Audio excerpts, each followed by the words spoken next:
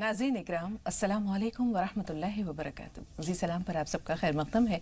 हाज़िर खिदमत है आपके महबूब प्रोग्राम राह नजात के साथ। मैं आपकी मेज़बान शगुफ्ता यास्मीन इस स्टूडियो प्रोग्राम की रौनक को दोबाला कर रहे हैं मारूफ मुफ़क्किर और दानिश्वर नामवर आलिम-ए-दीन जनाब मौलाना महमूद अहमद क़ासमी साहब। मिलकर इस्तक़बाल करते हैं आपके और अपने मुअज़्ज़ज़ मेहमान का। पुरतपा खैर मक़दम मौलाना साहब। तो नाज़रीन पूरी टीम भी आप सबको सुबह खैर कह रही है और आपको शामिल करते हैं आज के मौजू की जानिब, अपनी गुफ्तगू की जानिब आ रहे हैं। इस्लाम और आज का मुसलमान, ये हमारी आज की गुफ्तगू का मौजू है जिस पर इंशाअल्लाह मौलाना साहब से हम रहनुमाई हासिल करेंगे। मुसलमान की तारीफ़ करते हुए इक़बाल ने बहुत खूब कहा था कि क़हारी व गफ़ारी व क़ुद्दूसी व जबरूत ये चार अनासिर हों तो बनता है मुसलमान। लेकिन आज जब हम आलम इस्लाम के मंजरनामे पर नज़र डालते हैं तो हम देखते हैं कि 56 से ज़ायद इस्लामी ममालिक हैं, वसाइल की भी कमी नहीं है, अफरादी क़ुव्वत की भी कमी नहीं है। इसके बावजूद मुसलमान आपस में एक दूसरे से बरसरे पैकार हैं, बाहम दस्त व गिरेबा हैं। इंतशार है, खाना जंगी है, बर्बादी है, तबाही है, ज़िल्लत है, रुसवाई है और नकबत है। ये वो उम्मत है जिसके बारे में कहा था कि अल्लाह ताला ने कि कुंतुम खैरा उम्मतिन उखरिजत लिन्नास तअमुरून बिलमारूफ व तनहूना अनिल मुनकर व तुमिनून बिल्लाह। तो ये वो कौम थी, ये वो जिसे खैर उम्म कहा गया था, लेकिन आज अपने अमाल की वजह से, अपने अफ़आल की वजह से, अपने किरदार की वजह से ये क़ार मुज़ल्लत में गिर चुकी है। और यही कहा जा सकता है कि हाथ बेज़ोर है, इल्हाद से दिल खुगर है, उम्मती बाहिस रुसवाई पैगम्बर हैं। तो क्यों आज का मुसलमान इस नौबत को पहुँच गया है कि देखकर दूसरे ममालिक के या दूसरे अक़वाम के, दूसरे मज़ाहिब के लोग ये कहते हैं कि आपके नबी तो बहुत अच्छे हैं, लेकिन जब हम आपके कौम पे नज़र डालते हैं तो उसमें वो अखलाक, वो सिफ़ात, वो आदात, वो अतवार जो होने चाहिए थे वो हमें मफ़कूद नज़र आते हैं। हम तमाम लोगों की बात नहीं करते, अल्लाह ताला के बहुत से नेक बंदे भी हैं जिनकी वजह से ये दुनिया आज भी कायम है, दायम है। लेकिन जब उमूमी नज़र एक आम इंसान पर, एक आम मुसलमान पर डालते हैं तो वहाँ हमें जो सूरत हाल है वो बहुत ज़्यादा उम्मीद अफ़ज़ा नज़र नहीं आती है। तो हम मौलाना साहब से जो पहला सवाल है वो यही करेंगे मौलाना साहब कि क्यों आज का जो मुसलमान है वो दीन से दूर हो गया है।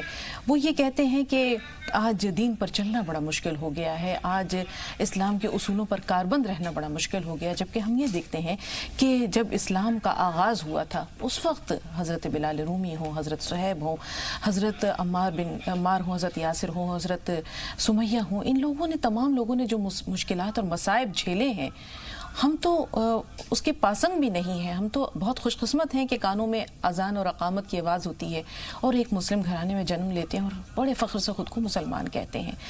तो आज ये जो सूरत हाल है ये एक दिन में ज़वाल पज़ीर नहीं हुई है। ये जो सूरत नज़र आती है ज़वाल की जानिब एक दिन में गामज़न नहीं हुई है, ये रफ्ता रफ्ता रफ्ता रफ्ता इस नौबत को पहुँची। तो इसका अगर हम शाखसाना देखें तो वो कैसे और कब शुरू होता है? अस्सलामु अलैकुम वरहमतुल्लाहि वबरकातुह। हामिदन व मुसल्लियन अम्मा बाद, फ़अऊज़ु बिल्लाहि मिनश शैतानिर रजीम। बिस्मिल्लाहिर रहमानिर रहीम। अलिफ लाम मीम। अहसिबन नासु अन युतरकू अन यक़ूलू आमन्ना व हुम ला युफ्तनून। नाज़रीन किराम, आक़ाए नामदार ताजदार बतहा मुहम्मद मुस्तफ़ा सल्लल्लाहु अलैहि वसल्लम ने इरशाद फरमाया, अद्दीन व नसीहा कि दीन ये खैर खाही का नाम है। जिसके अंदर खैर खाही है उसके अंदर दीन है, जिसके अंदर खैर खाही नहीं है उसके अंदर दीन नहीं है। हम अपने गिरदो पेश में देख लें और अपने माहौल को देख लें, अपने ऑफिस को देख लें, अपनी फैक्ट्रियों, अपनी कंपनियों के अंदर देख लें, तो वहाँ जो हमारा करीबी ही आदमी है वही हमारी कुर्सी को खींचने को तैयार होता है और वही हमारे ओहदे को, वही हमारे मनसब को गिराने को तैयार होता है। हम उसी की निगाह में खटकने लगते हैं। ये मसला है और ये सोच और ये फ़िक्र है आज के मुसलमानों की और हम लोगों की कि उसके अंदर खैर खाही का जज्बा नहीं रहा। हालांकि नबी अलैहिस्सलाम ने इरशाद फरमाया है कि दीन ये खैर खाही का नाम है और नबी अलैहिस्सलाम ने सहाबे किराम की जो तरबियत की थी वो इसी बात पर की थी। कुरान शरीफ की एक सूरत है जिसको सूरतुन नम्ल कहा जाता है। آپ کو واقعہ یاد ہوگا کہ جب سلیمان علیہ السلام کی فوج آ رہی تھی تو ایک چونٹی ہے، جس چونٹی نے دیکھا کہ فوج آ رہی ہے، اس نے اپنے برادری کے لوگوں سے کہا کہ برادری کے لوگوں، تم اپنے سوراخوں میں اپنے بلوں کے اندر داخل ہو جاؤ، ورنہ کہیں ایسا نہ ہو کہ سلیمان علیہ السلام کا لشکر آ جائے اور تم کو اپنے پیروں سے رون دے۔ تو یہ خیر خواہی کا جذبہ ایک چونٹی کے اندر ہے، اپنے برادری کے تعلق سے، چونٹیوں کے تعلق سے۔ اللہ رب العزت کو اس چونٹی کی ادائیہ اتنی پسند آئی کہ اللہ رب العزت نے باضابطہ اس سورت کا نام ہی رکھ دیا سورۃ النمل۔ ایک صحابی رسول ہیں حضرت جریر بن عبداللہ البجلی رضی اللہ تعالیٰ عنہ۔ صحابہ کرام کو کیسا اللہ رب العزت، اللہ کے رسول نے نکھارا تھا اور اس پیٹرن پہ کیسے ان کو سنوارا اور سجایا تھا۔ ایک مرتبہ کا واقعہ ہے، خیر خواہی کیسی ان کے دل کے اندر تھی۔ ان کو گھوڑے کی ضرورت تھی، وہ گھوڑا خریدنے کے لیے کسی کے پاس تشریف لے گئے تو گھوڑا بڑا خوبصورت تھا، بڑا عمدہ تھا۔ تو پوچھا بھائی اس گھوڑے کی کتنی قیمت لگاؤ گے؟ تو جس کا گھوڑا تھا اس نے کہا کہ بھائی اس گھوڑے کی قیمت 300 دینار ہے۔ تو کہا کہ بھائی جہاں تک میری معلومات کے حساب سے گھوڑا تمہارا بڑا قیمتی ہے، بڑا عمدہ ہے، تم نے بہت ہی کم قیمت بتلائی اس گھوڑے کی۔ تو کہا کہ تم کچھ اور اس میں اضافہ کر لو اور بڑھا لو۔ تو جس کا گھوڑا تھا اس نے کہا کہ اچھا چلو 400 دے دو۔ پھر آگے چل کر کے 500، 600، 700 تک بات پہنچ گئی۔ جریر بن عبداللہ بجلی رضی اللہ تعالیٰ عنہ نے بارہا کہا کہ جہاں تک میری معلومات ہے اور میں گھوڑے کے بارے میں جتنا جانتا ہوں پہچانتا ہوں، اس گھوڑے کی اتنی قیمت ہونی چاہیے۔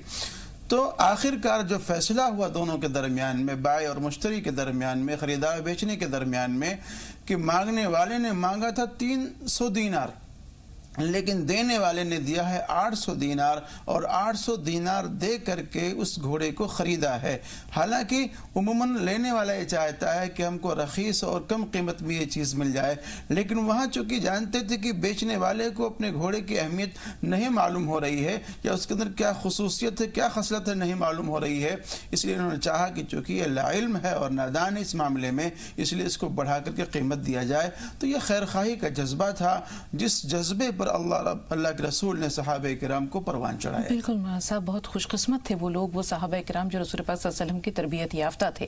اس کے بعد ہم دیکھتے ہیں کہ تابعین میں بھی خیر باقی تھی، لیکن آہستہ آہستہ یہ دنیا، اس کی رنگینیاں، اس کی عیش و عشرت بھری زندگی، یہ لوگوں کے افکار پر، ان کے نظریات پر، ان کی زندگی، ان کے خواہشات پر غالب آتی چلی گئی، اور آخرت کہیں پس پردہ رہ گیا۔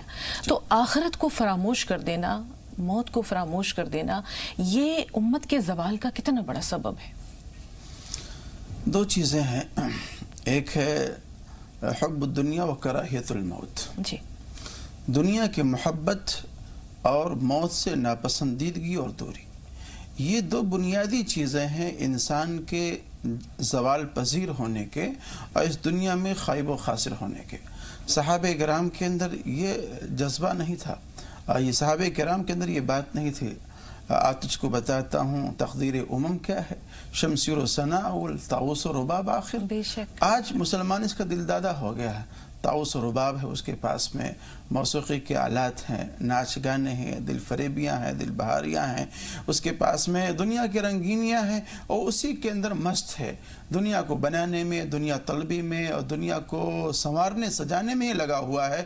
اس نے یہ تصور کر رکھا ہے کہ شاید بس ہمیں دنیا ہی کے اندر رہنا ہے، اور پورا فوکس، پورا زور اس کے دنیا کو آباد کرنے میں، دنیا کے بنانے میں لگے ہوئے۔ اس بنیاد پر پھر انسان آخرت سے غافل ہے اور پھر وہ موت سے غافل ہے۔ یہ بنیادی چیزیں ہیں انسان کے ان تمام کرداروں کے ختم ہونے میں اور روب زوال ہونے میں۔ بالکل مولانا صاحب، ہم یہ دیکھتے ہیں آج امت مسلمہ کا حال دیکھیے، تمام ممالک اسلامیہ کا حال دیکھیے، آپس میں وہ جو ایک انتشار کسی کیفیت ہے، خانہ جنگی ہو، چاہے ایک دوسرے کے ساتھ وہ برسر پیکار ہوں، اس کی بنیادی وجہ کیا ہے؟ وسائل کی کمی کسی کے پاس نہیں ہے، لیکن ایسا محسوس ہوتا ہے کہ جو میرے پاس ہے کم ہے، وہ دوسرے کے پاس اگر زیادہ ہے تو میں ہڑپ لوں، یا کیا وجہ ہے، کیوں اس طرح کی جو صورتحال نظر آتی ہے عالم اسلام میں کہ کہیں بھی چین نہیں ہے؟ ہر جگہ ہم یہ دیکھتے ہیں کہ مسلمان کا خون بہت ارزاں ہو گیا ہے، جس طرح سے زمین لالازار ہو رہی ہے، اس پر کبھی کبھی دل خون کے آنسو روتا ہے۔ اگر اس کا حل ہم تلاش کریں تو اس کا حل کہاں ملے گا مولانا صاحب، اور کیسے تلاش کریں؟ اس کو تلاش کرنا بہت ضروری ہے، لیکن یہ فرض کس کا ہے؟ دیکھیے میں جہاں تک مطالعے میں پہنچا ہوں اور ڈھونڈنے میں اس کا سبب اور حل جہاں تک مجھے ملا ہے کہ آج لوگوں کے دماغ میں ملوکیت ہے، بادشاہت ہے اور وہاں بڑکپن ہے۔ جب یہ ملوکیت اور بادشاہت کسی کے مزاج میں آ جائے گا اور چاہے گا کہ میں سب سے بڑا حکمراں ہو جاؤں، دنیا میرے زیر نگیں آ جائے اور سارے کے سارے لوگ میرے تابع فرما بردار ہو جائیں، تو پھر وہاں چھوٹا کیا بڑا کیا، ظالم کیا، مظلوم کیا، غریب کیا، حاکم کیا، رعایا کیا، پرجا کیا، سب وہاں سارے فرق ختم ہو جاتے ہیں اور ساری چیزیں مٹ جاتی ہیں۔ قرآن شریف میں اسی لیے کہا گیا ان الملوک اذا دخلوا قریۃ افسدوها وجعلوا عزت اہلها اذلہ، کہ جب ملوکیت اور بادشاہیت کسی علاقے کے اندر داخل ہوتی ہے اور بادشاہ کسی علاقے کو فتح کرتے ہیں تو ان کا مقصد کیا ہوتا ہے؟ اس علاقے کے اندر فساد مچانا، بگاڑ مچانا، اپنی قوت سے، اپنی طاقت سے وہاں کے زمین کو تہو بالا کر دینا، وہاں کے نہتوں کو، کمزوروں کو، مظلوموں کو بالکل بے دست و پا کر دینا، یہ ان کی کوشش ہوا کرتی ہے تاکہ ان کا رعب اور ان کا دبدبہ، ان کی بادشاہت، ان کی ملوکیت اور ان کی قہر و غضب لوگوں کے اوپر غالب آ جائے، یہ مقصد ہوا کرتا ہے۔ جبکہ نبی پاک محمد مصطفیٰ صلی اللہ علیہ وسلم کا مقصد خلافت کا عام کرنا تھا تاکہ مظلوموں کو حق مل جائے، غربا کو حق مل جائے، مسکینوں کو حق مل جائے، ایک ہی گھاٹ پر شیر اور بکری دونوں پانی پی لیا کریں، ظالم کو اس کے ظلم کا بدلہ ملنا چاہیے اور مظلوم کو اس کے مظلومیت کا بدلہ ملنا چاہیے۔ یہ نبی علیہ السلام کی اس خلافت کا اس دنیا کے اندر قائم کرنے کا مقصد تھا۔ اور جہاں ملوکیت آ جائے گی اور جس شخص کے اندر یہ مزاج پیدا ہوگا، جس کے اندر یہ صفت پیدا ہوگی، پھر وہ اس کے اندر کوئی فرق اور تمیز باقی نہیں رہے گی۔ بالکل، جمہوریت کا بہت عمل دخل ہے مساوات کو قائم کرنے میں، اسلامی تعلیمات کو نافذ کرنے میں، لیکن ہم یہ دیکھتے ہیں جیسے رسول پاک صلی اللہ علیہ وسلم نے فرمایا تھا کہ میں تم میں دو چیزیں چھوڑے جا رہا ہوں، اگر تم نے مضبوطی سے انہیں تھام لیا تو تم کبھی بھی جو ہے وہ مغلوب نہیں ہوگے، تمہاری ہوا منتشر نہیں ہوگی۔ اب ایک تو اللہ کا کلام قرآن پاک اور دوسرے میری سنت۔ آج ہم دیکھتے ہیں کہ ان دونوں سے مسلمان بہت دور ہیں۔ ہم یہ نہیں کہتے کہ قرآن پاک نہیں پڑھا جا رہا ہے، پڑھا جا رہا ہے، لیکن اسے سمجھ کر اپنی زندگیوں میں نافذ کرنے کا جو ایک اہم پہلو ہے وہ ہمیں مفقود نظر آتا ہے۔ رسول پاک صلی اللہ علیہ وآلہ وسلم کی سنت، اس پر بھی اتباع کرنے والے لوگ موجود ہیں، لیکن بہت دور ہیں ایسے لوگ، بہت زیادہ ایسے لوگ ہیں جو رسول پاک صلی اللہ علیہ وسلم کی سنت کو جانتے تک نہیں ہیں۔ تو ان دونوں چیزوں کو زندگیوں میں اتارنے کے لیے کیا کیا جائے مولانا صاحب؟ سب سے اہم مسئلہ یہ ہے کہ انسان خود اپنے ذات کے اعتبار سے اس پر عمل پیرا ہو جائے۔ آج کوئی بات کہہ دینا اور تقریریں کر دینا، بیان کر دینا، یہ بڑا آسان ہے، لیکن اس قرآن کریم کے احکام کو اور نبی علیہ السلام کی سنت کو ہر فرد کو اپنے طبیعت میں اور اپنے چہرے بشرے کے اوپر اس کو داخل کرنا چاہیے، اور تبھی جا کر کے یہ مسئلہ حل ہو پائے گا۔ آج کانفرنسیں کر لی جائیں، تقریریں کر لی جائیں، رسالے لکھ لی جائیں اور مضامین شائع کرا دیے جائیں اور بڑی بڑی باتیں کہہ لی جائیں، اس سے اس پر کام نہیں ہوگا۔ جب ہر فرد بشر اس بات کا تہیہ کر لے کہ میری ذات سے، میرے قول و فعل سے، میرے عمل سے کسی کو تکلیف نہ ہو، قرآن کریم کے احکام اور نبی کی سنت میری زندگی کے اندر آ جائے، اور جو نبی کا پیٹرن ہے، جو نبی کا طریقہ ہے، جو نبی کی شریعت ہے، اس پر میں زندگی گزاروں، اگر ہر کوئی اس بات کو طے کر لے تو پھر یہ عمل آسان ہو جائے۔ بالکل مولانا صاحب، چھوٹی سی بات ہے لیکن بہت ضروری بات ہے، دو کالرز بھی ہمارے ساتھ ہیں، کہ یہ جو تربیت ہے، یہ تربیت ایک دن کا عمل نہیں ہے، اس کے لیے بہت جانفشانی کی ضرورت ہے اور جگر کو خون کرنے کی ضرورت ہے۔ نئی نسل جو ہماری ہے وہ ہماری تاریخ سے، ہمارے اسلاف سے، عہد ذری سے، ان سب چیزوں سے ناواقف ہے، تو ایسے میں بہت بڑی ذمہ داری ہمارے علماء کرام کی ہے، ہمارے دانشور طبقے کی ہے، کہ وہ جب تک لوگ اپنی تاریخ سے واقف نہیں ہوں گے، اپنی زندگیوں میں کوئی تبدیلی، مثبت تبدیلی لانا بہت مشکل ہے، کیونکہ آج کا جو دور ہے یہ بڑا قیامت اور فتنے بھرا دور ہے۔ پوری جو نئی نسل ہے وہ مغربی رنگ کے سانچے میں ڈھلی ہوئی ہے، بہت مشکل ہے اس کے رخ کو موڑتے ہوئے اسے واپس اپنے اسلاف کے ڈگر پر لے جانا۔ تو ایسے میں جو تربیت ہے یہ کتنی ضروری ہے اور اس کے لیے کتنی منصوبہ بندی یا ایفرٹس کی ضرورت ہے؟ اصل میں آج ہماری اولادیں اور نوجوان نسل یہ دین سے بالکل بیزار ہوتی جا رہی ہیں، اور اس دین بیزاری کا ایک بہت ہی بڑا ذریعہ، بہت ذرائع ہیں اس کے، لیکن اس میں ایک بہت بڑا ذریعہ سیل فون ہے، انٹرنیٹ کی آزادی ہے۔ یہ چیزیں ایسی ہیں کہ اس کا استعمال غلط زیادہ ہوتا ہے اور جائز استعمال بہت کم ہوتا ہے۔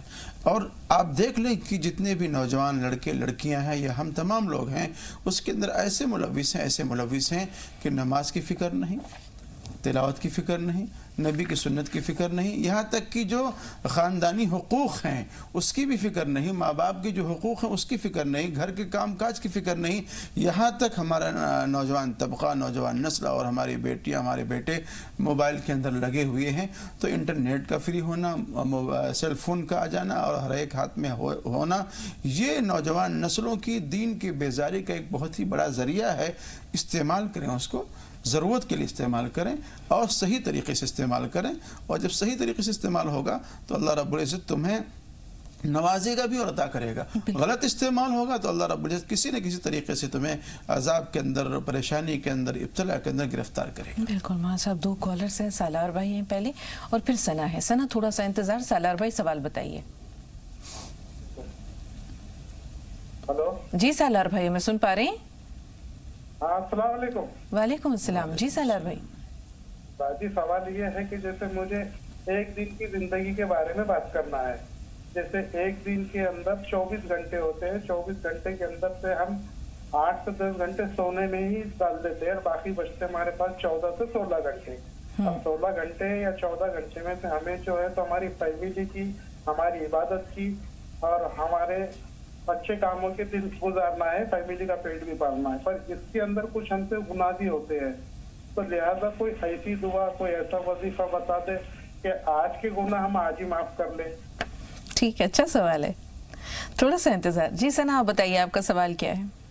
باجی السلام علیکم۔ وعلیکم السلام۔ میں ثنا کی ممی بول رہی ہوں شگفتہ۔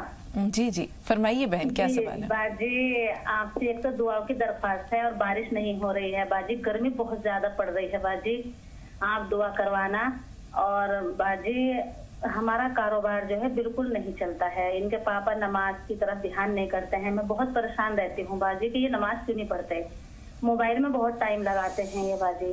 اور دوسری بات باجی، مجھے خواب چمکا تھا کہ جانے کے میں حج کی تیاری ہو رہی ہے میری جانے کی، من میں تو بہت پریشانی رہتی ہے کہ ہم حج کر لیں، اور باجی بچے بھی بڑے ہیں، ان کی شادی کی بھی وہ ہے، مطلب دلوں میں پریشانی کی شادی بھی کرنی ہے، ابھی گھر بھی نہیں بنا ہے، گھر بھی بننا ہے ہمارا، اور جانے کے حج کی تیاری جو ہو رہی ہے میں اپنے بھائی کے ساتھ جا رہی ہوں، یہ ایسا خواب ہے۔ اور باجی اسی میں ہی مطلب جانے کے ہماری بیٹی کی شادی ہو رہی ہے، اور اس شادی کے کھانے میں مطلب مزہ نہیں آ رہا ہے باجی، جانے کے بالکل مٹی ہو رہا ہے کھانا، تو ایک طرف خوشی کا ماحول، دوسری طرف کھانا مٹی ہو رہا ہے کہ یہ کھانا بارات والوں کو کیسے کھلائیں گے۔ اور مکان ہمیں دوسری جگہ بنانا ہے باجی، جانے کے پھر پرانی ہی جگہ ہمارا مکان بن رہا ہے، اس کی تعبیر چاہیے باجی، اچھے سے جواب دینا باجی، اور دعا خیر میں باجی یاد رکھنا انشاءاللہ۔ جی مولانا صاحب، یہ خواب جو ہے پہلے اس کے بارے میں جان لیتے ہیں۔ دیکھیں خواب کے اصل میں 2 رخ ہیں اس میں۔ جی، ایک تو یہ ہے کہ اگر انہوں نے حج پہ جانے کا خواب دیکھا ہے یا نہیں، یہ تیاری، یہ ان کی تیاری ہے، جانے کا ارادہ ہے، تیاری کا ارادہ ہے، تو اللہ رب العزت اس کو شرمندہ تعبیر بھی کرے اس کو۔ جی، اور رہی جو بات بیٹی کے شادی کے کھانے میں ذائقہ نہیں مل رہا ہے، کھانا بالکل مٹی کے سے ذائقہ، رہی بات ہے اس مسئلے کی، تو آپ حج کے مسئلے کو یا حج کی فرضیت کو شادی کے مسئلے پہ ترجیح نہ دیں، ترجیح نہ دیں۔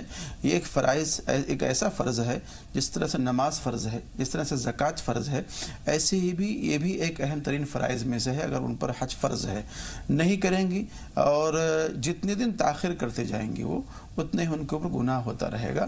تو میری درخواست یہ ہے کہ اس کو مقدم سمجھ کر کے آپ اس کام کو کر لیں، اللہ رب العزت اس کے طفیل میں اور اس کی برکت میں آپ کے بیٹی کے نکاح کو، بیٹی کی شادی کو آسان فرمائیں گے، اس میں انشاءاللہ العزیز خوب برکتیں ہوں گی۔ جی، ایک خواب اور لے لیتے ہیں، پھر اس کے بعد 2 کالرز اور ہیں۔ مکان اسی پرانی جگہ پہ بن رہا ہے، خواہش کہیں اور بنانے کی ہے لیکن اسی پرانی زمین پر مکان بن رہا ہے، یہ خواب ہے؟ اس میں بھی کوئی حرج نہیں ہے، بلکہ یہ ہے کہ درخواست بھی یہ ہے کہ آپ کم سے کم استخارہ کر لیں، اس کے لیے 2 رکعت نماز پڑھ لیں، 2 رکعت نماز پڑھ کے خاموشی سے آپ سو جائیں، اور صبح اٹھ کر کے جو دل کے اندر آپ کے ارادے آئیں، خیالات آئیں، اس کے اوپر آپ عمل کر لیں۔ اور اللہ رب العزت سے توفیق بھی مانگیں اور ہدایت بھی مانگیں، انشاءاللہ العزیز کوئی صحیح فیصلہ آئے گا انشاءاللہ۔ جی ترنم سے بات کر رہے ہیں اتراکھنڈ سے فون لائن پہ، بتائیے ترنم سوال کیا ہے؟ وعلیکم السلام۔ مولانا صاحب کو سلام علیکم۔ جی وعلیکم السلام۔ میں نے صبح میں خواب دیکھا ہے فجر کے ٹائم پہ، پھر میرے چچا ہیں گے، اب وہ مجھے پتہ نہیں، مجھے نیند میں ایسا ہے کہ قرآن شریف لے کے میرے ہاتھ میں مجھے قسم کھلا رہے ہیں، مجھے پتہ نہیں قسم کس چیز کی کھلا رہے ہیں وہ مجھے۔ اچھا مولانا صاحب یہ خواب ذہن میں رکھیے گا۔ ایک کالر اور ہیں بریلی سے، احسن صاحب ہیں۔ جی احسن سوال بتائیے۔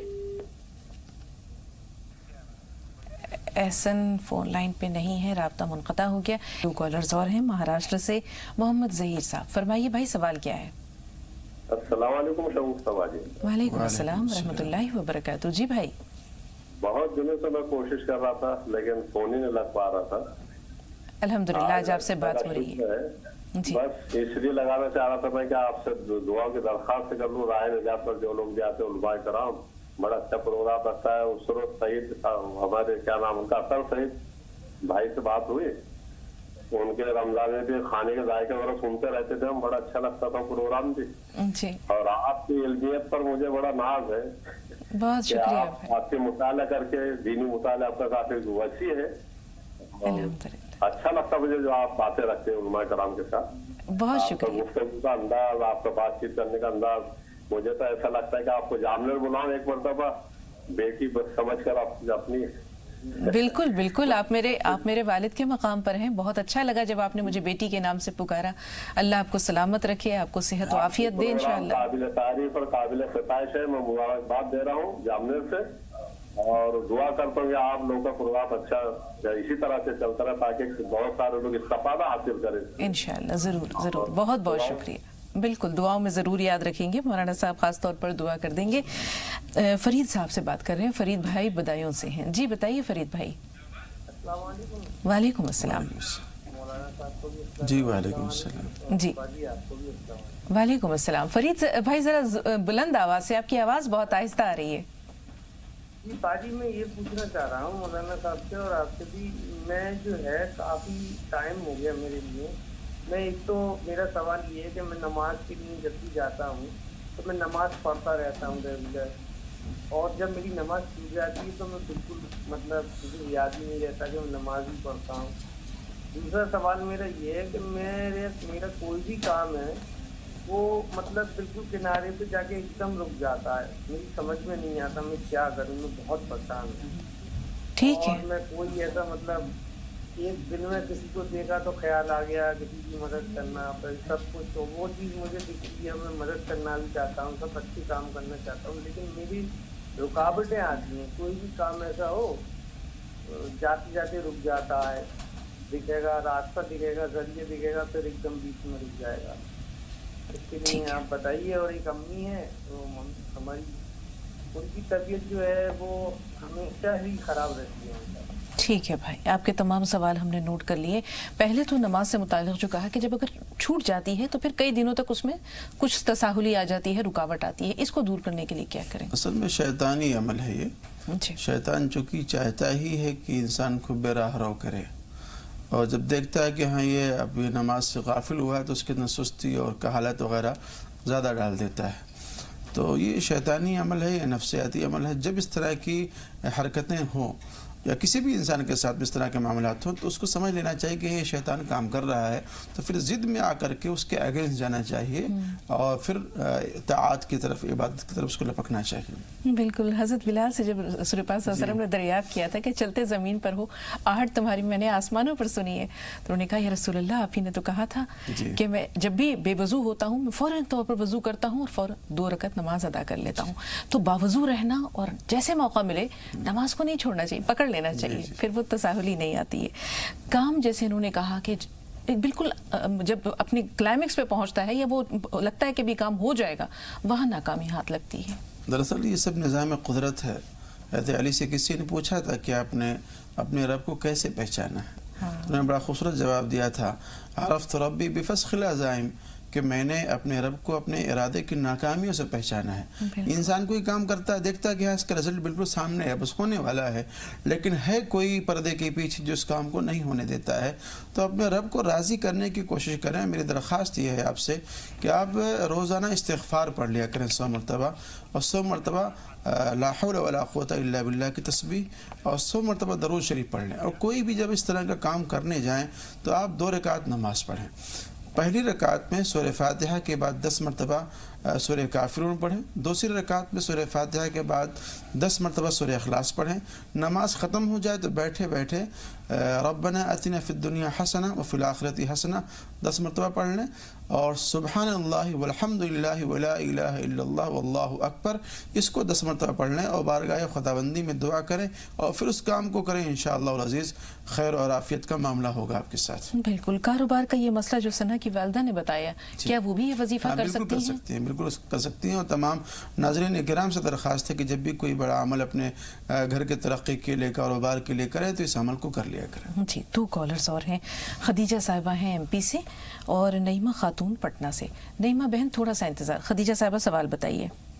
السلام علیکم۔ وعلیکم السلام۔ جی میڈم، جیسا کہ ابھی آپ کے پروگرام میں بتایا گیا ہے کہ بہت بڑا چیلنج ہے علماء کرام کے سامنے، کیونکہ ہمیں دین سنایا تو جاتا ہے لیکن دکھایا نہیں جاتا۔ کفار کی سازشیں عروج پہ ہیں اور مسلمان سوئے ہوئے ہیں، جیسا کہ ابھی مولانا صاحب نے بتایا کہ موبائل میں لوگ الجھے ہوئے ہیں۔ آج مسلمانوں کو برباد کرنے کے لیے کوئی فوج اتارنے کی ضرورت نہیں ہے، موبائل انٹرنیٹ کا غلط استعمال انہیں برباد کرنے کے لیے کافی ہے، لیکن مسلمانوں کو سمجھ میں ہی نہیں آ رہا ہے کفار کی سازشیں۔ مسجدوں سے جمعہ کے دن تنقیدی تقریریں نہیں کی جاتی ہیں، اس کے بارے میں مولانا صاحب کا بیان چاہیے۔ بالکل، بہت اچھا سوال ہے آپ کا، چونکہ آج کے موضوع سے متعلق ہے اس لیے یہ فکر انگیز بھی ہے اور ذہن کشا بھی ہے۔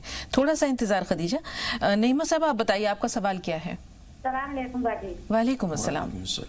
باجی ہم کو سوال ہے پوچھنا ہے، میرے بچے میرے شوہر نماز کتاب نہیں پڑھتے ہیں لوگ، ہم تو پڑھتے ہیں لیکن اتنا بچے کو شوہر کو سمجھاتے نہیں پڑھتے ہیں لوگ، اور میرے دیہ پر 5 لاکھ لے قرضہ ہے، کوئی دعا بتا دیجیے میرے قرضہ نہ ہو جائے۔ ہم زمین گھر لیا تھا، گھر میں مکان نہیں تھا، مکان لیا تھا تو اسی میں ہم کو قرضہ ہو گیا، کٹ گیا میرا قرضہ۔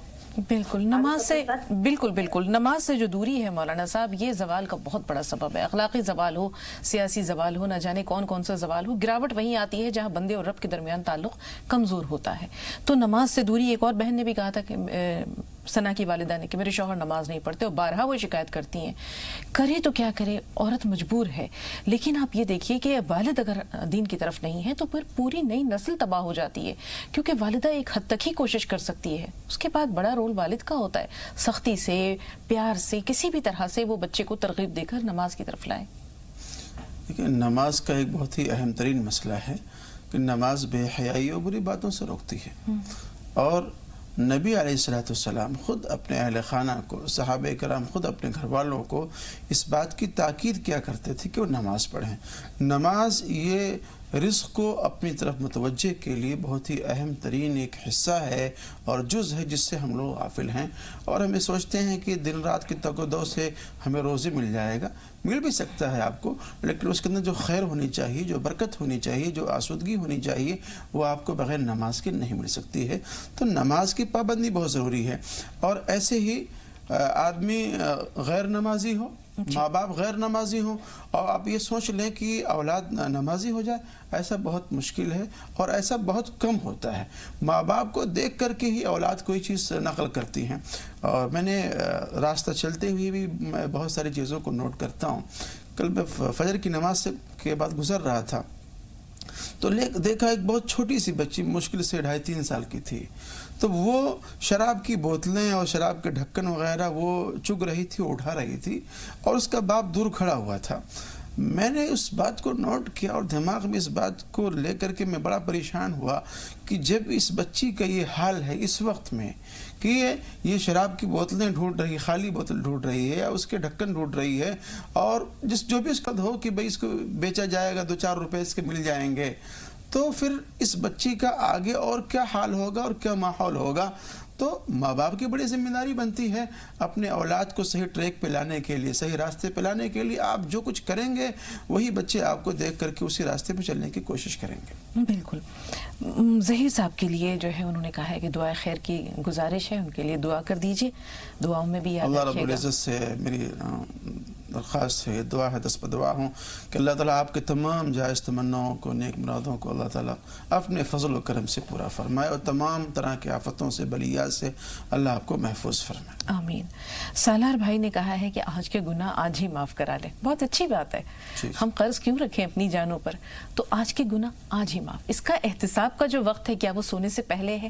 اور اگر ہم اللہ سے معافی آج کی آج ہی لے لیں تو کتنا اچھا ہے. اور کیسے لیں؟ دیکھیں، محاسبہ ہر شخص کو کرنا چاہیے کہ صبح سے لے کے شام تک ہم نے کتنے گناہ کیے، کتنے نیکیاں کی ہیں، اور رات میں ہم نے کتنے گناہ کیے ہیں اور کتنی نیکیاں کی ہیں. ہر شخص کو اس کا محاسبہ ضرور کر لینا چاہیے، چاہے 2-4 منٹ کے لیے ہی کیوں نہ ہو. اور اس میں 2 طرح کے گناہ ہیں، ایک تو صغیرہ گناہ ہے، ایک تو کبیرہ گناہ ہے. صغیرہ گناہوں کے بارے میں آپ نے سنا ہے کہ وہ نماز کے ذریعے بھی معاف ہوتے ہیں اور دیگر نیک کاموں کے ذریعے معاف ہوتے ہی رہتے ہیں. اور جب بندہ وضو کرتا ہے تو وضو کرنے کی وجہ سے آنکھوں کے ذریعہ، ہاتھ کے ذریعہ، چہرے کے ذریعہ، پیر کے ذریعہ جو گناہ ہوتے ہیں وہ دھلتے رہتے ہیں. اور رہی بات جو بڑے گناہ ہیں، اس کے لیے کوئی ایک موقع نکال کر کے 24 گھنٹے میں آپ توبہ استغفار کر لیں، اور توبہ کرنے سے اللہ رب العزت آپ کے صغیرہ کبیرہ سارے گناہوں کو معاف فرمائے گا. جی. 2 کالرز اور ہیں، اور ترنم کا سوال یہ ہے کہ خواب میں دیکھا ہے کہ کوئی ان سے قسم اٹھوا رہے ہیں یا حلف لے رہے ہیں، کس بات پر یہ انہیں یاد نہیں ہے. نازیہ سے پہلے بات کر رہے ہیں، پھر اس سوال کی طرف آئیں گے. لکھیم پور سے نازیہ. جی بتائیے بہن. السلام علیکم ورحمۃ اللہ وبرکاتہ. وعلیکم السلام ورحمۃ اللہ وبرکاتہ. باجی ہمارا سوال یہ ہے کہ مطلب میرے بھتیجے سے ریلیٹڈ ہے. ماشاء اللہ بھتیجا ہمارا 3 مہینے کا ہے. تو ہم لوگوں کے سب کے مطلب دادی کی، پھپھیوں کے، چچا کے دل میں سب کی یہی خواہش ہے کہ وہ حافظ قرآن بن جائے باجی. اور ماشاء اللہ امی بھی اتنی ضعیف ہوتے ہوئے بھی سب 5 ٹائم کی نماز پڑھتے ہیں. لیکن مطلب میرے جو بھائی اور بھابھی ہیں جن کا بیٹا ہے وہ نماز نہیں پڑھتے ہیں. تو جب ہم لوگ باجی کتنے دن تک رہیں گے، نکاح ہو جائے گا، دوسرے کا چلے آئیں گے، اور بھائی بھی شادی ہو جائے گی، اپنے میں مست ہو جائیں گے. تو باجی مطلب یہ ہمارا کہنا تھا کہ جب ماں باپ ہی مطلب بچے کی حافظے کے لیے جب دعا کریں گے تبھی تو مطلب جو کامیابی عطا ہوئے گی. تو ماں باپ کا بڑا رول ہے. تو باجی یہی مطلب کہنا تھا کہ ماں باپ ان کی نماز پڑھیں ہیں تاکہ بچے کے لیے حق میں دعا کرے تو وہ قبول ہو جائے. آپ کی والدہ نماز پڑھتی ہیں، ماشاءاللہ پابند ہیں. کبھی انہوں نے بیٹے سے نہیں کہا؟ سب لوگ نماز پڑھتے ہیں. نہیں، کبھی انہوں نے اپنے بیٹے سے نہیں کہا؟ کہتے ہیں ماں جو ہے بہت کہا ہے لیکن ٹال جاتے ہیں. وہ جاتے ہیں باہر نماز پڑھنے کے لیے، کہیں پڑیا کھا رہے، کہیں کچھ چلے جاتے ہیں باجی. اور ہم لوگ کے دل میں خواہش اتنی ہے کہ بھتیجا ہمارا حافظ قرآن بنے. نماز پہ دعا بھی کرتے ہیں، لیکن بس یہی کہ آپ سے کہنا تھا. ٹھیک ہے، تھوڑا سا انتظار. ثنا کانپور سے. جی بتائیے کیا سوال ہے ثنا؟ جی. السلام علیکم باجی. وعلیکم السلام. وہ باجی میرے 2 سوال ہیں. ہاں، پہلا سوال میرا یہ ہے کہ میرے پاپا کا کام نہیں ہو پا رہا ہے. مطلب ہم 3 بہنیں ہیں، ہمارے پاپا کا کام نہیں ہو پا رہا ہے. پاپا 2 سال سے بہت پریشان ہے.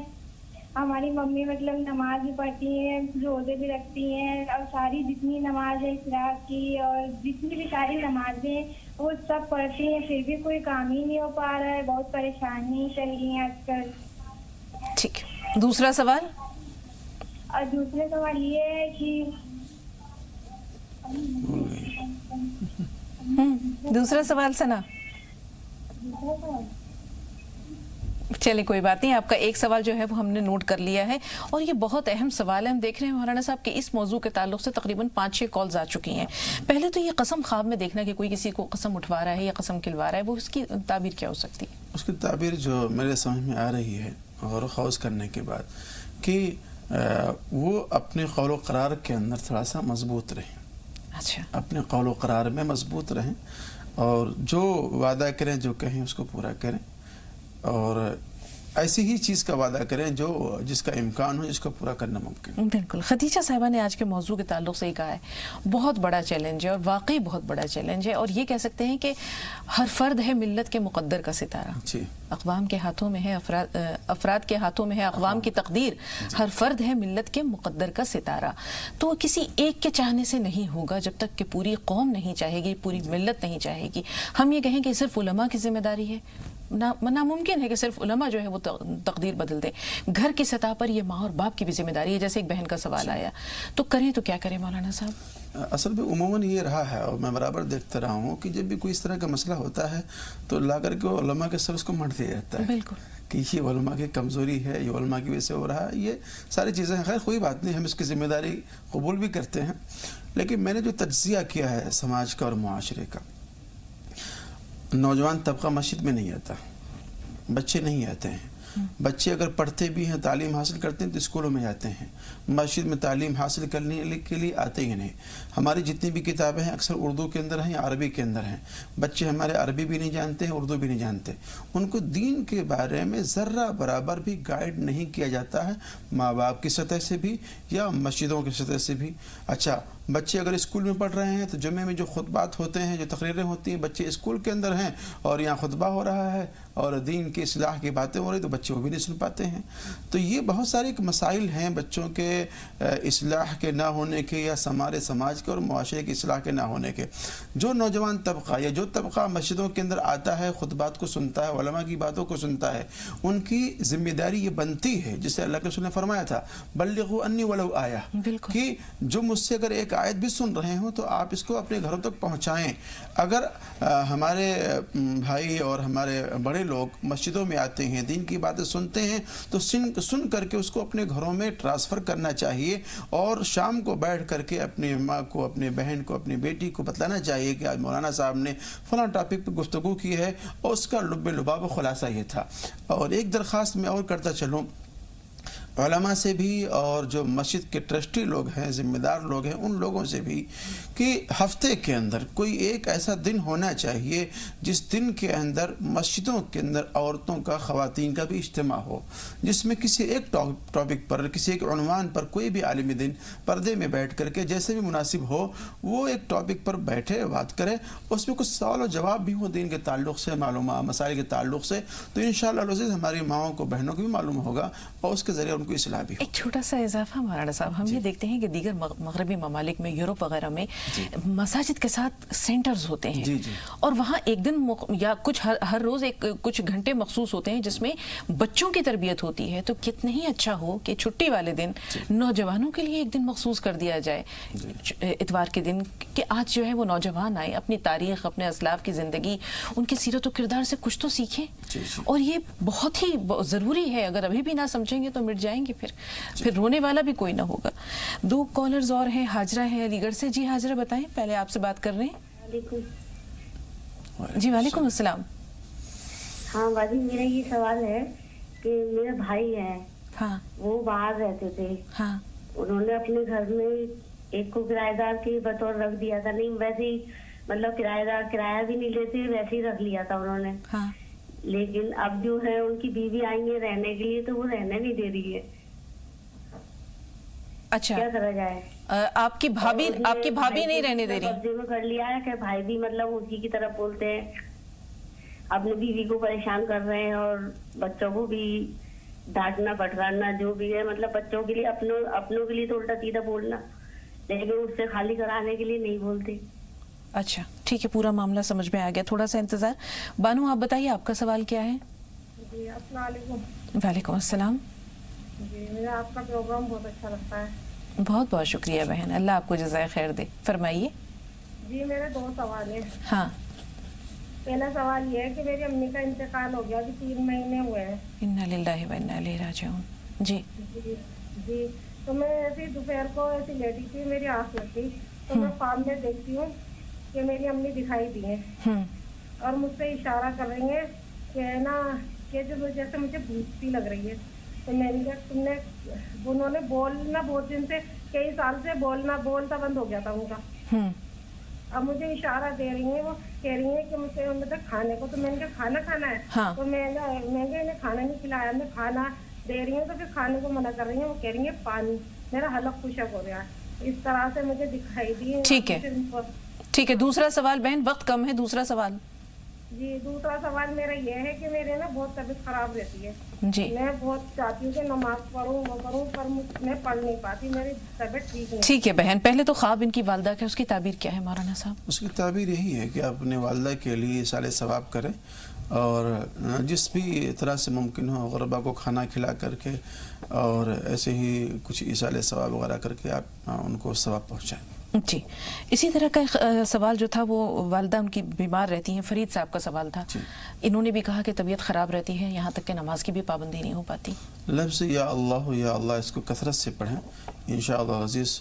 ایسی بیماری جو مشکلات میں ڈالنے والی ہوگی وہ ٹھیک ہو جائے گی. اور ایک دعا اگر یاد ہو سکے اور نوٹ کر سکیں آپ لوگ تو اس کو نوٹ کر لیں. ہر ایسی بیماری، جیسے بھی ایک بہار میں ایک بیماری شروع ہوئی تھی، چمکی بخار کوئی تھا، تو اس میں بہت سارے بچے ضائع ہو گئے ہیں.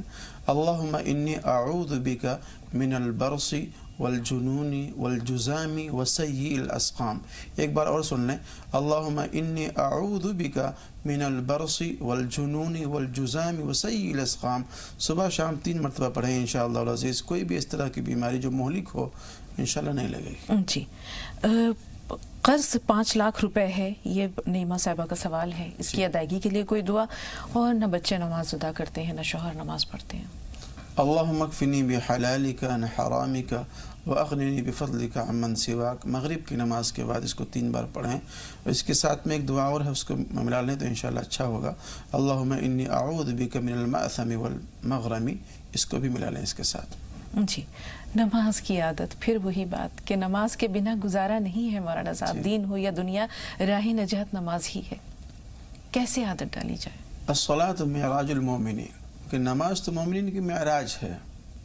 اور ابھی ایک سوال بھی اس طرح کا آیا تھا، بہن کہہ رہی تھی اپنے بھائی کے بارے میں کہ جب نماز کے لیے کہا جاتا ہے تو وہ گھر سے باہر نکل جاتے ہیں، وہاں پوڑیا وغیرہ کھا کے دائیں بائیں لیفٹ رائٹ کر کے پھر آ جاتے ہیں. میں حالانکہ یہ بات سب کے لیے میں نہیں کہہ رہا ہوں، لیکن میں ان کے لیے اس بات کو کہہ رہا ہوں، اور جس گھر میں اس طرح کا ماحول ہو ان کے لیے کہہ رہا ہوں کہ اگر اس طرح کا مسئلہ ہے اولادوں کا کہ گھر جا کر کے وہ لیفٹ رائٹ کر کے بھاگاتے نماز نہیں پڑھتے ہیں، یا گئے مسجد کے بہانے کہ ہم جا رہے ہیں نماز پڑھنے کے لیے، وہ نہیں پڑھتے چلے آتے ہیں، تو ماں باپ کہیں گے بھائی ایسا کرو، تم یہی وضو کرو، وضو کر کے بس ہمارا دائیں بائیں مصلی بچھاؤ اور تم نماز پڑھنا شروع کر دو. تو کم سے کم اس طرح سے نماز کی عادت ڈالی جائے. پہلے ریاکاری کے ذریعہ ہو سکتا ہے کہ وہی ریاکاری آگے چل کر کے عادت بن جائے اور پھر وہی عادت ان کی عبادت بن جائے. اس طرح سے اپنے بچوں کی اصلاح کرنے کی کوشش کریں. بالکل مولانا صاحب. اور ایک بار جب یہ سر اللہ کے حضور جھکتا ہے اور اس میں جو لذت ملتی ہے، اس میں جو راز و نیاز ہوتا ہے، پھر جب دل اس کا آشنا ہو جاتا ہے تو پھر نماز کہاں چھوٹتی ہے. حافظ قرآن بنانا چاہتے ہیں، لیکن جب ماں باپ ہی دین سے دور ہیں تو وہ بچہ کیسے حافظ قرآن بنے گا؟ ظاہر سی بات ہے، وہ پھوپھی ہیں اور ان کی دادی ہیں، دادا ہیں، ان کے دل میں تمنا ہے.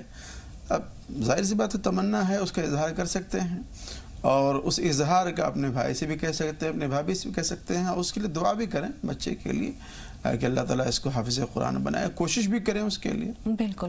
اور ہم یہ دیکھتے ہیں کہ اگر وہ حافظ قرآن ہونے کے ساتھ ساتھ عصری علوم حاصل کرنا چاہیں، کتنے ڈاکٹرز ہیں، کتنے انجینئرز ہیں، کتنے ایسے دانشور ہیں جو حافظ قرآن بھی ہیں. اب وہ زمانہ نہیں رہا، مرد میدان نہیں رہا کہ حافظ قرآن صرف حافظ قرآن ہوا کرتا تھا.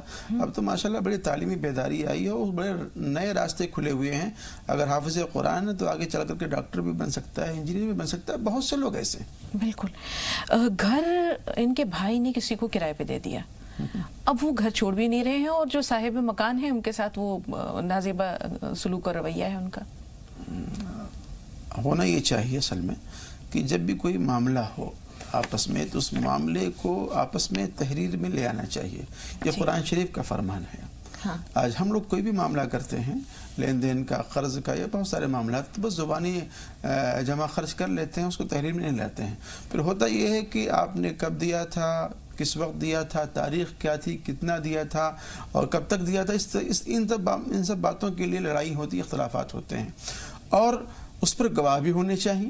لیکن یہاں مسئلہ یہ ہے مولانا صاحب کہ وہ جو بھائی ہیں وہ خود اس کرایہ دار کی طرف ملتفت ہیں، وہ اپنے بیوی بچوں سے جھگڑا کر رہے ہیں یا باقی لوگوں سے جھگڑا کر رہے ہیں. یہاں معاملہ کچھ اور ہے، مجھے لگ رہا ہے کہ شاید وہ اپنی بیوی یا اپنے بچوں کو چھوڑ کر کے کسی غیر کی جانب وہ مائل ہیں.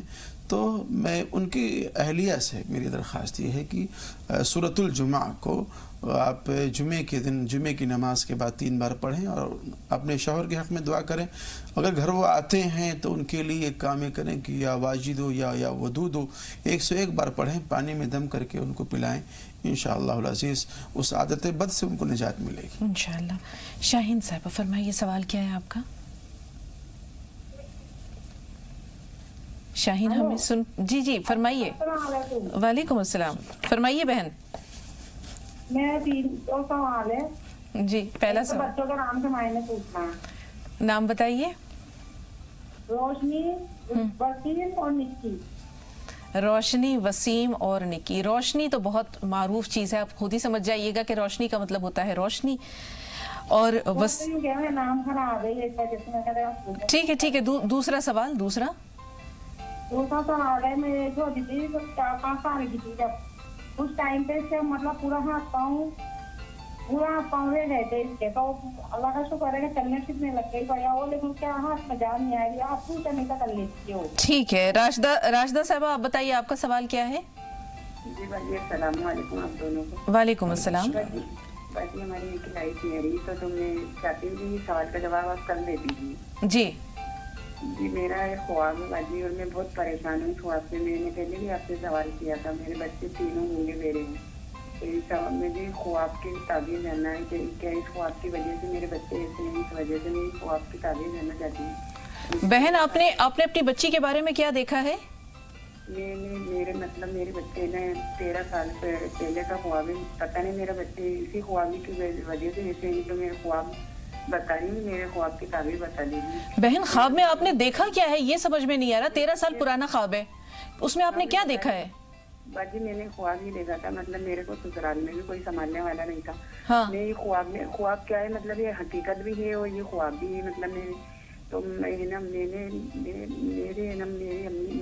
سسرال میں بھی کوئی سنبھالنے والا نہیں تھا اور مجھے پیر میں. تو بہن آپ کی بات ہم تک نہیں پہنچ رہی ہے. آپ ایک ہی بات کو مختلف طریقے سے کہہ رہی ہیں, ہم کچھ نہیں سمجھ پا رہے ہیں. آپ نے خواب میں دیکھا کیا ہے؟ میں بتا رہی ہوں, مجھے گھبراہٹ ہو رہی ہے. بہن وقت بہت کم ہے. مجھے سسرال میں کوئی سنبھالنے والا نہیں تھا. تو میری امی مجھے نا پیر میں لے گئی تھی. ہاں. تو مجھے اس ٹائم پہ گرمی بہت تھی تو میں چھت پہ سو رہی تھی. تو یہ پنڈت لوگ جو ہوتے ہیں نا, یہ سنہری کپڑے پہنے رہتے ہیں. جی. ہاتھ میں تو ان کے بھالا تھا. مطلب یہ ہاتھ میں جو لکڑی. ٹھیک ہے بہن, آپ کی کچھ بات سمجھ میں آئی ہے. مولانا صاحب سے رہنمائی ضرور لیں گے. پہلے تو بہن کو ہم یہ بتا دیتے ہیں, انہوں نے ناموں سے متعلق جو سوال کیا ہے 3 نام بتائے ہیں. پہلے تو انہوں نے روشنی کہا ہے, پھر وسیم کہا ہے اور نکی کہا ہے. روشنی کا مطلب تو روشنی ہوتا ہے, وسیم جو ہے وہ خوبصورت کو کہتے ہیں, اور نکی جو ہے وہ اس میں تصغیر ہے, اس مادے میں بھی لیا جا سکتا ہے. پیروں میں درد سے متعلق مولانا صاحب جو انہوں نے سوال پوچھا ہے وہ کیا ہے؟ پیروں میں درد جو ہے اس کو دور کیسے کریں؟ پیروں میں جو درد ہو رہا ہے اس کے لیے بہتر یہ ہے کہ ایک تیل وغیرہ آتا ہے, اس میں روغن برق بھی ہے اور لقمان حیات وغیرہ ہے, اس میں سورہ فاتحہ وغیرہ دم کرا لیں اور سورہ فاتحہ وغیرہ دم کرا کر کے پھر اس میں اس کو مالش کریں. بالکل. اپنے ناظرین سے ہم یہ کہنا چاہتے ہیں کہ ناظرین آپ جب بھی فون کریں, خاص طور پر خوابوں سے متعلق اگر کوئی سوال ہو تو اس میں مختصر لفظوں میں زیادہ سے زیادہ وضاحت اگر ممکن ہو سکے تو کر دیا کریں. جیسے بہن نے ایک ہی بات بار بار کہی ہے کہ ان کو سنبھالنے والا کوئی نہیں تھا اور ان کو مائکے میں ان کی والدہ لے آئی تھی اور اس کے بعد کچھ ہوا, شاید کسی سے انہوں نے رجوع کیا. مولانا صاحب یہ تمام چیزیں کیا بتا رہی ہیں, کیا اشارہ ہے اس میں؟ دیکھیں ہمیشہ ان تمام معاملات میں احتیاط برتنا چاہیے, اور جو اس چیز کے بارے میں جانکار ہو, معلومات رکھنے والا ہو, ایسے ہی لوگوں سے رابطہ کرنا چاہیے. اور کوشش یہ کرنا چاہیے کہ جو قرآنی وظیفے ہیں, جو قرآنی وظیفے ہیں اور جو مسنون وظیفے ہیں اس کو اپنائیں اور اس کے ذریعے سے اپنے معاملات کو حل کریں. اور بہت سے لوگ چلے جاتے ہیں جس میں شرکیہ اور کفریہ کلمات وغیرہ ہوتے ہیں, اس کے ذریعے سے اپنے مسائل کو حل کرتے ہیں. تو ظاہر سی بات ہے کسی ناجائز چیز کے ذریعے سے اگر آپ شفا حاصل کرنا چاہو گے تو شفا اس میں نہیں مل سکتی ہے. مولانا صاحب ہم دیکھتے ہیں کہ عموماً لوگ خوابوں کو بہت اہمیت دیتے ہیں, اس میں کوئی شک نہیں ہے. خوابوں میں بہت سی چیزیں جو ہے وہ الہامی طور پر بتا بھی دی جاتی ہیں, کچھ اشارے بھی ہوتے ہیں, کچھ اللہ تعالیٰ کی طرف سے رہنمائی بھی ہوتی ہے. لیکن چھوٹی چھوٹی باتوں کو اپنے دل سے لگا کر بیٹھ جانا یا اس کی وجہ سے پریشان رہنا, یہ کیسا ہے؟ دیکھیں بہت مناسب بات نہیں ہے یہ. اور اسی پہ ڈپینڈ رہنا خواب ہی کے اوپر، اور اسی کو ہی اپنے زندگی کا ایک مقصد بنا کر کے اور پھر لائحہ عمل اختیار کرنا، یہ اچھی بات نہیں. جی، اس دوران کے کچھ اور کالز آئیں، لیکن ہمیں ایسا محسوس ہو رہا ہے کہ وقت مزید آگے بڑھنے کی اجازت نہیں دے رہا ہے، تو انشاءاللہ کل بھی آپ سے ملاقات ہوگی ناظرین. مولانا صاحب کی رہنمائی ہوگی اور کوئی خاص موضوع ہوگا جس کا تعلق ہماری اور آپ سب کی زندگیوں سے ہوگا. کوشش یہی کریں گے کہ ایسا موضوع ہو جس پہ زیادہ سے زیادہ ہمارے ناظرین کے سوالات آتے ہوں یا زیادہ سے زیادہ لوگوں کو پریشانی اور مصائب کا سامنا ہے. تو کل تک کے لیے ہم اجازت لیتے ہیں، لیکن اس سے پہلے مولانا صاحب کا شکریہ ادا کرتے ہیں اسٹوڈیو میں تشریف آوری کے لیے، ناظرین کی رہنمائی کے لیے.